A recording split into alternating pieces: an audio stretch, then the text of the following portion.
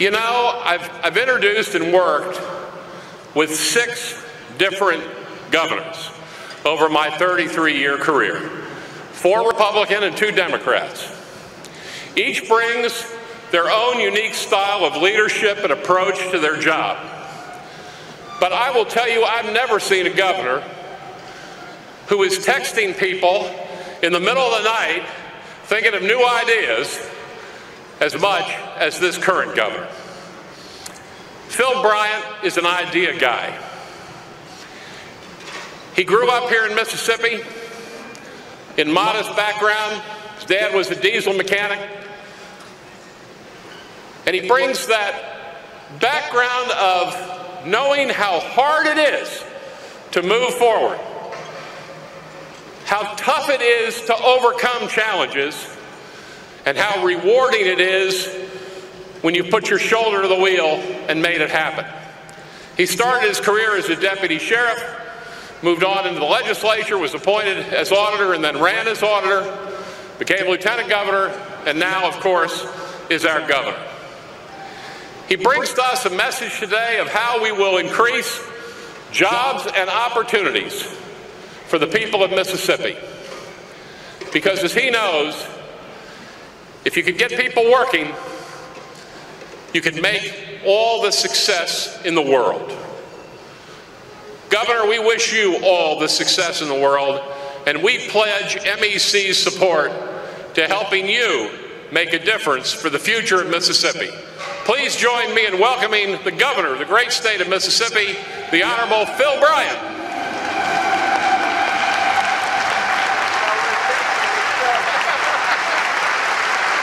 Oh, thank you so much. Thank you. Please be seated. I reminded Blake that we are texting each other in the middle of the night, and in fact we do.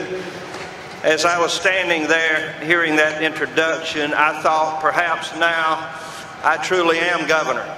You know, you get the swearing in, you get the inaugural, and by law, of course, you know in January you become officially governor of the state of Mississippi. But until you speak at MEC, it's really not fully there.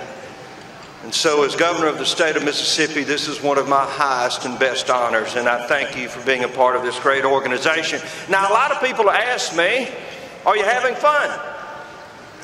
I'm not sure this job was designed to be fun. Now, it's a character builder, don't get me wrong. Deborah and I love meeting people and traveling and the opportunities that we have. But it is about dedication. It is about accomplishment. Yesterday, we were on the Mississippi Gulf Coast. As you heard earlier, the great Infinity Science Center was opened there. I was there with the great American hero Fred Hayes and Jim Barksdale and so many people from up and down the Mississippi Gulf Coast. You would think that you were in the Aerospace Museum in Washington, D.C. What a phenomenal place it is. And then we spent the rest of the day at a place that we all simply know as Stennis, the Stennis Space Center. Remarkable as we see everything from aircraft to jet engines being tested there to the engines that will put man towards Mars in the future.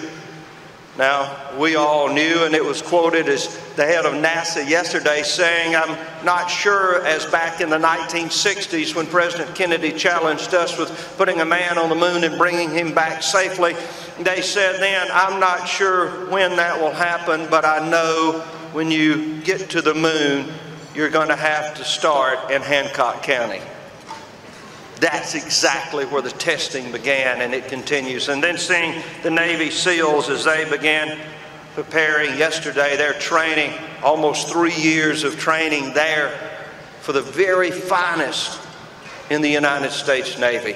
They're all within Stennis. And then we announced a new innovative concept yesterday.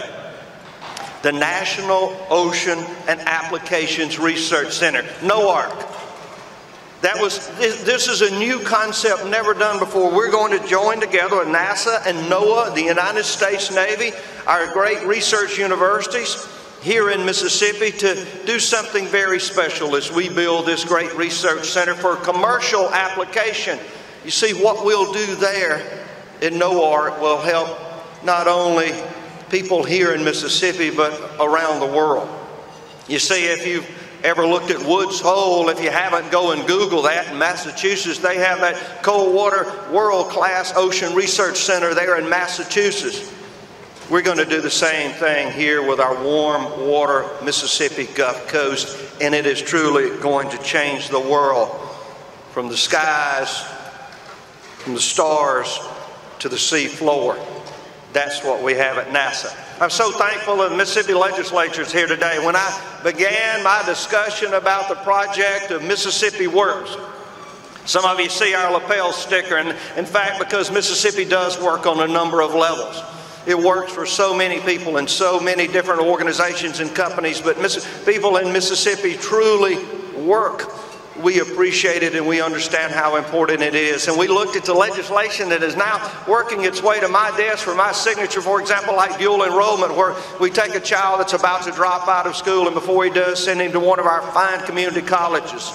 And we teach that child to be an electrician, a plumber. We teach them modern medical skills if we can just get them into a workplace.